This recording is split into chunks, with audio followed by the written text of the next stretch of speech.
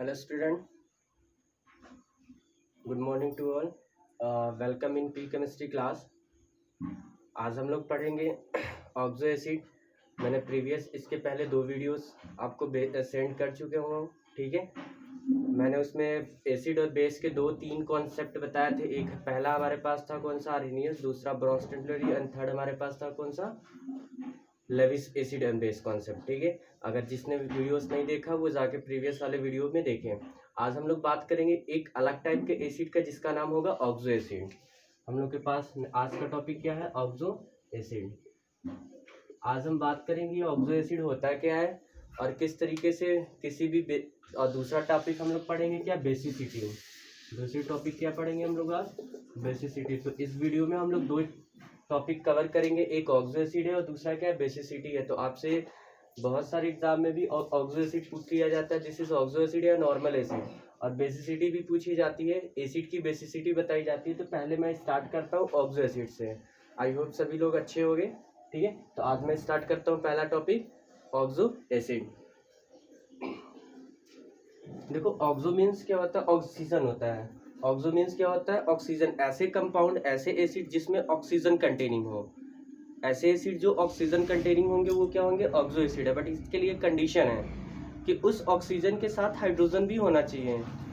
The oxygen which are present in a compound it should have H+N and which is in furnishable condition, जो कि क्या होना चाहिए, फर्निसेबल condition में होना चाहिए, ठीक है। तो अभी मैं फिर से एक बार बोलता हूँ, एग्जाम्पल के थ्रू ज़्यादा क्लियर हो जाएगा। तो आपको ऑक्सो एसिड का मीन्स होता है ऐसे एसिड जिसके एसिड ही होते हैं, वो ऐसे एसिड जिसके अंदर क्या होते हैं, ऑक्सीजन होते हैं, और वो ऑक्सीजन के साथ एक हाइड्रोजन अटैच होना चाहिए। अब 2 ऑक्सीजन है तो 2 के साथ अटैच है, यानी तो एटलीस्ट कम से कम एक ऑक्सीजन के साथ एक हाइड्रोजन अटैच होना चाहिए, तभी वो क्या होगा, हमारे पास ऑक्सो एसिड होगा, ठीक है। फॉर एग्जाम्पल देखो, जैसे तो पहले मैं इसका रूल बताता हूँ, ठीक है। Compound acid having oxygen with hydrogen atom with क्या किया, हाइड्रोजन एटम के साथ ऑक्सीजन अटैच, ऑक्सीजन होना चाहिए उसके साथ, क्या होना चाहिए, अटैच होना चाहिए, attach with hydrogen atom. Attached with यहाँ लिख लेना, attached with hydrogen atom. And second most important है, ये जो हाइड्रोजन होता है वो फर्निसेबल होना चाहिए। The hydrogen and hydrogen place in replaceable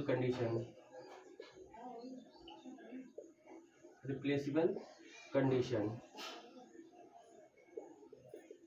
देखो मैं इस रूल को फॉलो कराऊंगा, 2 कंपाउंड, दोनों के डेफिनेशन है ये, acid having oxygen attach with hydrogen atom. Second हमारे पास क्या है, सेकंड है a hydrogen place in replaceable condition. जो हमारे पास हाइड्रोजन प्लेस्ड होता है वो रिप्लेसेबल कंडीशन में होना चाहिए। A hydrogen place in replaceable, it should be replaceable, the hydrogen present. ऐसे इसको भी लिख सकते हो, दूसरे तरीके से लिख सकते हो, we can write here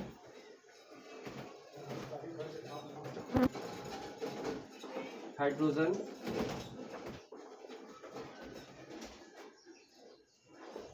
should in replaceable condition, ठीक है। जो हाइड्रोजन होता है वो क्या, कैसे कंडीशन में होना चाहिए, रिप्लेसेबल कंडीशन में होगा। अगर रिप्लेसमेंट कंडीशन में नहीं होगा तो वो ऑक्सो एसिड के टर्म में नहीं आता है। तो आओ देखते हैं एक एग्जांपल हम लोग देखते हैं। तो एक एग्जांपल हमारे पास सबसे बेस्ट है HNO3 का। ये देखो, यू नो वेरी वेल कि HNO3 क्या होता है, हमारे पास एसिड की तरह काम करता है। सभी लोग जानते हो कि एसिड होता है, H2SO4 एसिड होता है, बट वो एसिड के भी टाइप होता है, वो ऑक्सो एसिड होता है। ये हमारे पास ऑक्सो एसिड है। तो ऑक्सो एसिड कैसे पता चलेगा, अब देखो सबसे पहली बात, ऑक्सो एसिड बताने के पहले सभी का स्ट्रक्चर पता होना चाहिए। अगर आपको स्ट्रक्चर नहीं पता है तो ऑक्सो एसिड प्रेडिक्ट करने में थोड़ी सी आपको प्रॉब्लम होगी। बट एक क्लू है कि अगर एसिड है उसमें ऑक्सीजन और हाइड्रोजन है तो मैक्सिमम टाइम वो क्या शो करेगा, हमारे पास ऑक्सो एसिड शो करेगा, ठीक है। तो अभी तो एक्सेप्शनल केस है नहीं फिलहाल, तो जितने में जो भी एसिड आपको मिले और जिसमें ऑक्सीजन और हाइड्रोजन एक साथ दिख जाए, जैसे ऑक्सीजन ये है, हाइड्रोजन अभी तो अलग अलग दिख रहा है ना, स्ट्रक्चर में हो सकता है ये साथ होता है, स्ट्रक्चर में साथ ही होता है, तो ये किसकी तरह काम करेगा, ऑक्सो एसिड की तरह काम करेगा। तो किसकी तरह होगा, ऑक्सो एसिड की तरह काम करेगा बिल्कुल। अब ये रूल को कैसे फॉलो कराते हैं, पहले इसका स्ट्रक्चर बनाते हैं, NO, ये देखो ये इसका स्ट्रक्चर होता है, ठीक है।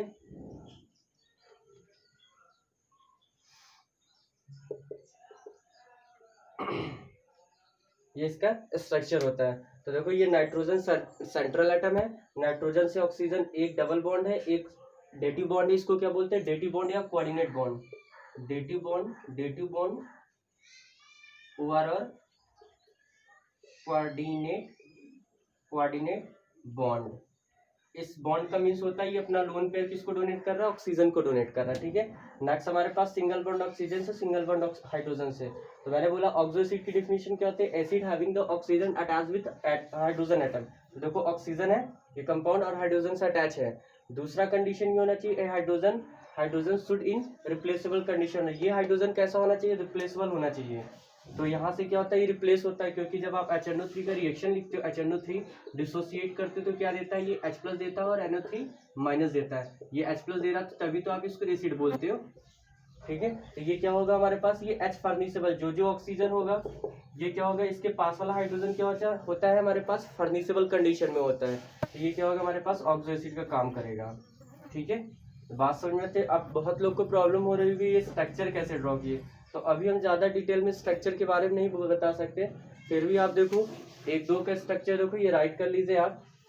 मैं इसका स्ट्रक्चर एक बार बताता हूँ, फिर कुछ एग्जांपल आपको प्रोवाइड करता हूँ, एक दो और बताता हूँ। पहले देखो मैं जैसे बात कर लूँ NaOH, पहले एक एग्जांपल और बात कर लेते हैं NaOH। अब आपको बताना है कि ऑक्सो एसिड है या नहीं है, ये ऑक्सो एसिड है या नहीं। तो पहले रूल को तो फॉलो कर रहा है कि कंपाउंड उसमें O और H होना चाहिए, और वो दूसरा कंडीशन मोस्ट इंपॉर्टेंट है कि the hydrogen present on that compound should be in replaceable condition, वो रिप्लेसेबल कंडीशन में होना चाहिए। अगर रिप्लेस नहीं हुआ तो बेस की तरह काम करेगा। तो यहाँ पे देखो OS तो पहला रूल फॉलो कर रहा है, बट दूसरा रूल फॉलो नहीं करता, हाइड्रोजन यहाँ से रिप्लेसेबल नहीं होता कभी, क्योंकि ये बेस है। ये क्या होता है, ये NaOH क्या होता है हमारे पास, बेस होता है, और ये हाइड्रोजन रिप्लेसेबल यहाँ से नहीं होता है। जब हाइड्रोजन रिप्लेसेबल नहीं होगा तो ये ऑक्सो एसिड नहीं होगा। क्लियर, बात समझ में आती है। तो दो कंडीशन ऑलवेज, सेकंड वाला तो जरूरी है, पहला तो देख के बता दोगे कि ऑक्सीजन के साथ हाइड्रोजन है तो ऑक्सो एसिड हो जाएगा, ऐसा नहीं है। सेकंड वाला भी आपको पता होना चाहिए कि हाइड्रोजन वहां से रिप्लेसेबल हो रहा है या नहीं हो रहा है, जब होगा तो ऑक्सो एसिड, नहीं होगा तो ऑक्सो एसिड नहीं होगा। Is that clear. अब मैं बात करता हूँ HNO3 के जितने लोग को प्रॉब्लम हो रही है। देखो पहले नाइट्रोजन, पहले यहाँ पे सभी लोग लिख लो, नाइट्रोजन का 7 होता है, 2 5 होता है। ऑक्सीजन का कितना होता है, 8 होता है, 2 6 होता है, ठीक है। इसको कितना चाहिए, 3 चाहिए। ऑक्टेट कंप्लीट करने के लिए इसको कितना चाहिए, 2 चाहिए। हाइड्रोजन कितना होता है, 1 होता है। तो मैं सभी का स्ट्रक्चर बनाता हूँ। देखो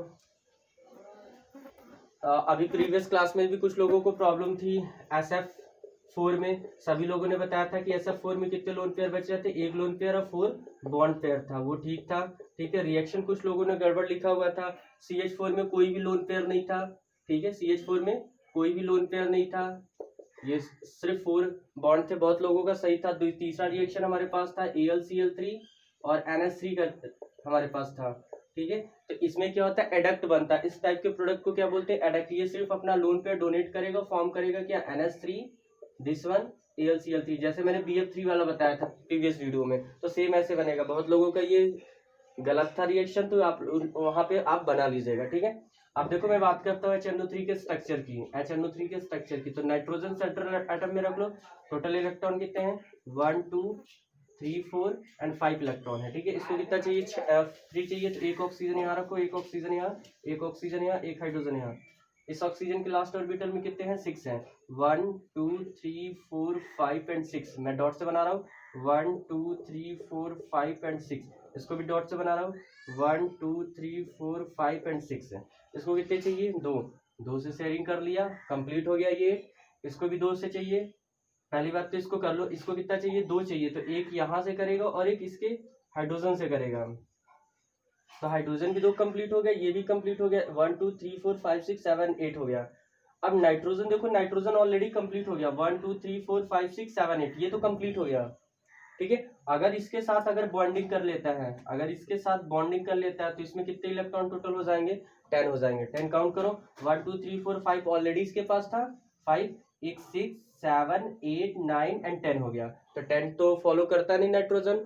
कुछ हमारे पास ऐसे भी कुछ हमारे पास कंपाउंड है जो कि ऑक्टेट रूल को फॉलो नहीं करते हैं। ऑक्टेट रूल का मीन जो लास्ट ऑर्बिटल में वो 8 इलेक्ट्रॉन पड़ते हैं उसको फॉलो नहीं करते हैं, यानी उसके लास्ट ऑर्बिटल में 10 भी हो जाता है, 12 भी हो जाता है। ऐसे कंपाउंड हमारे पास मैंने एक कल दिया था, हमारे पास एक था SF4 SF6, इस सल्फर के लास्ट ऑर्बिटल में इसमें क्या हो जाते हैं, 12 इलेक्ट्रॉन्स हो जाते हैं, ये भी ऑक्टेट रूल को फॉलो नहीं करता। दूसरा हमारे पास है PCl5, फास्फोरस के लास्ट ऑर्बिटल में कितने इलेक्ट्रॉन हो जाते हैं, 10 होते हैं। ये सब ऑक्टेट रूल को फॉलो नहीं करते हैं। ठीक है, ये सब एक्सेप्शनल केसेस हैं। तो SF6 में 12 हो जाते हैं और फास्फोरस में कितने होते हैं, 10 होते हैं। आप चाहे निकाल के देख लेना। ठीक है, तो अब मैं बात कर लेता हूँ, यहाँ पे आ जा।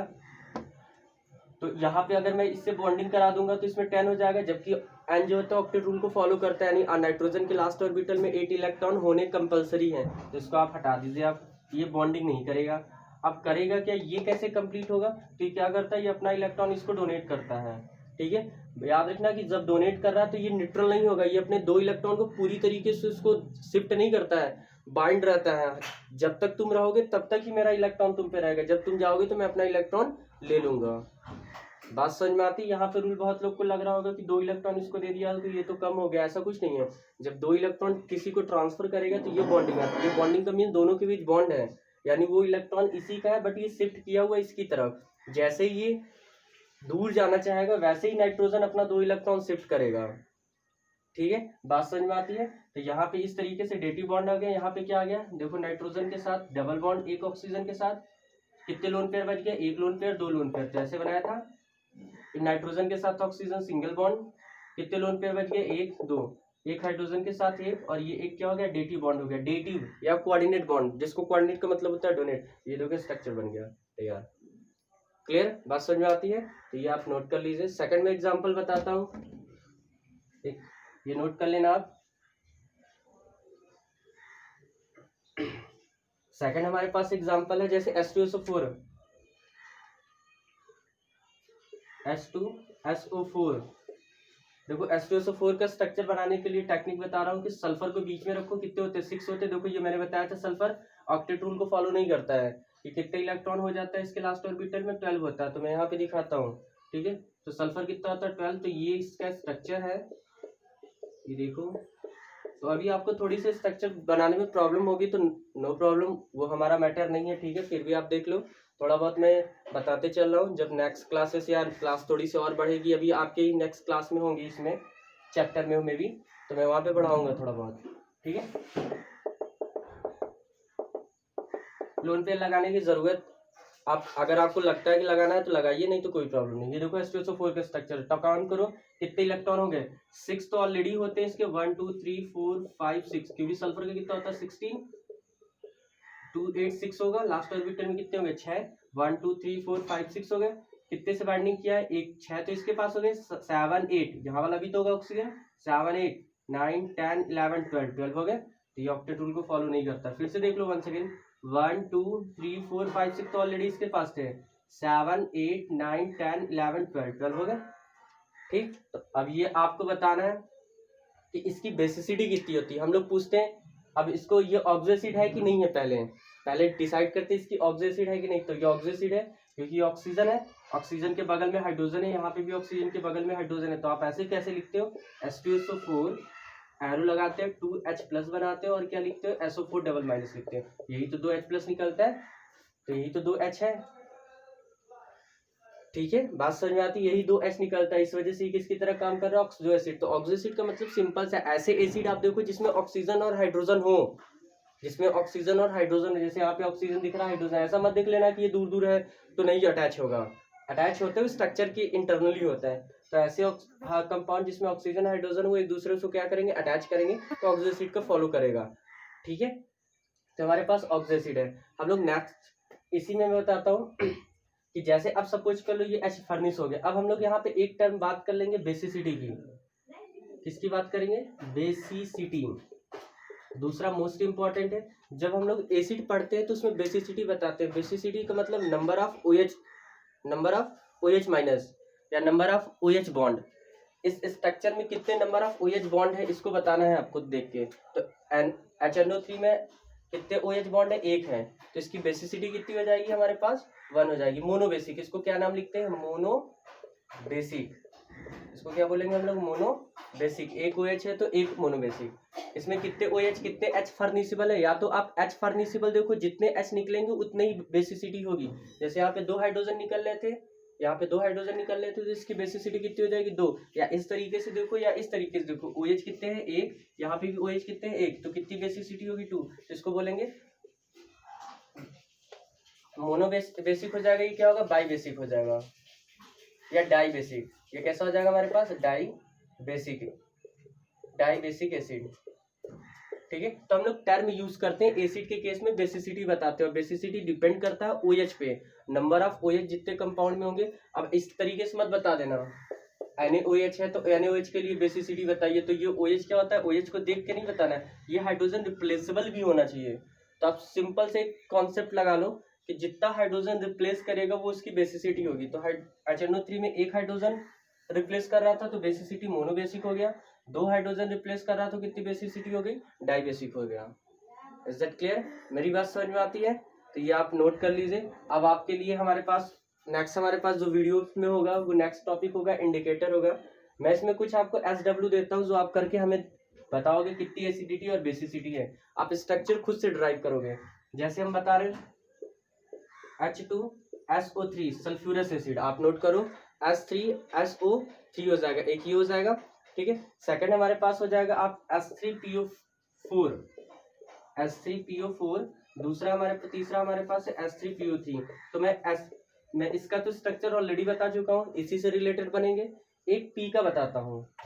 फास्फोरस भी देखो, मैंने बताया था कि फास्फोरस भी लास्ट ऑर्बिटल में कितने इलेक्ट्रॉन होते हैं, 10 होते हैं। तो सल्फर के लास्ट में 12 होते हैं और फास्फोरस के 10 होते हैं। ये दोनों के दोनों एक्सेप्शनल केसेस होते हैं। अब P की बात करूँ तो H3PO4, जब भी फास्फोरस के साथ इस तरीके से ऑक्सो एसिड आए, ये सारे के सारे ऑक्सो एसिड है, आपको बताना है बेसिसिटी कितनी है। तो आप पहले फास्फोरस के साथ एक ऑक्सीजन डबल बॉन्ड के साथ रखो, एक फास्फोरस के साथ एक ऑक्सीजन डबल बॉन्ड के साथ रखो, दूसरा जितने ऑक्सीजन बचते हैं उसके साथ हाइड्रोजन पहले एक्यूमुलेट करो, बाइंड करो।